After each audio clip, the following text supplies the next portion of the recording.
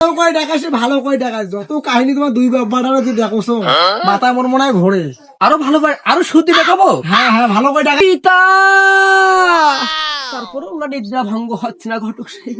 ভালো কয় টাকা আবার ভালো কয় টাকা ভালো কয় টাকা তো পিতা পিতা ও পিতা দেখো দেখো পিতা পিতা ওই হে পিতা, আপনি কি শুনেও শুনতে পাচ্ছেন না, নাকি শুনিয়া আবার না শোনার ভান করে ঘুমিয়ে আছেন? ওই হে পিতা পিতা, আপনি একটু দয়া করে বাহিরে আসুন পিতা।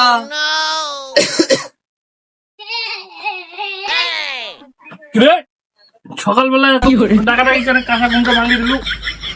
পিতা আপনি বুঝতে পারতেছেন না, পিতা আপনি কি বুঝেন না যে আপনার পুত্র আপনার সকালবেলায় আপনার সামনে কিসের ঘ্যানর করতে পারে?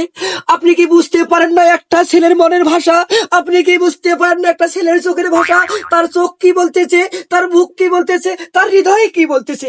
পিতা শোন, আমি ঘটক নিয়ে এসেছি আমার বিয়ের কথা বলার জন্য। পিতা ঘটক চুপ কর, তোর এখনই বিয়ে, তুই এখানে কি করিস? হ্যাঁ, বিয়ে করি এখানে তুই কি খাবো? হ্যাঁ, সারাদিনটা যে টোটো টোটো করি এখানে বেড়ায়, কোনো কামাই করার কোনো ইয়ে আছে? একটা কথা কম যে একটা চাকরি করে, চাকরিও করিস না।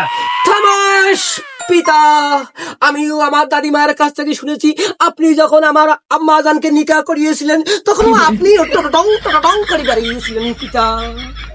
আর আমার বেলায় কেন এত আপনার টিকা লাগতেছে পিতা? ওই, তুই জানিস হ্যাঁ মুই ছোটবেলায় কি করে বেড়াইছিলু?